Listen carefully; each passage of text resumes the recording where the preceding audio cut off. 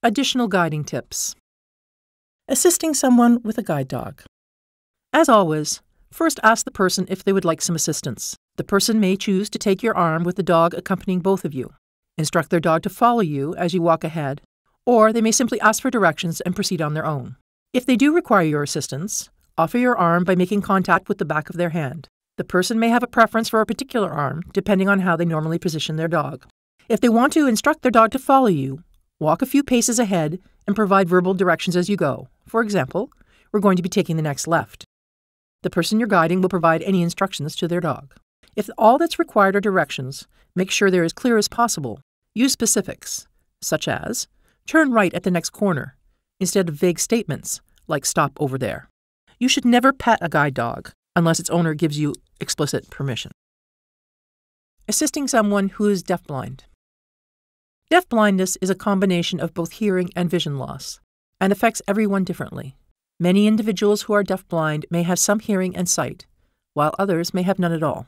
People who are deafblind use various methods of communication, for example, visual sign language, and tactile or touch communication methods, such as print on palm or two-hand manual. Each person will have a preferred method of communication, which provides an important source of information about their surroundings. This information helps the person get a sense of where they are and what's around them, a process known as orientation. When acting as a sighted guide for a person who is deafblind, follow the usual sighted guide procedures, but instead of verbally offering assistance, you can initiate the greeting by lightly touching the person's hand or shoulder. It's important that you maintain contact until your presence is acknowledged. Otherwise, the other person may think your touch was accidental. A person who is deafblind may indicate how they prefer to communicate in a number of ways. If the person has some degree of hearing, they may respond with, "Who are you?" If this happens, identify yourself and offer assistance.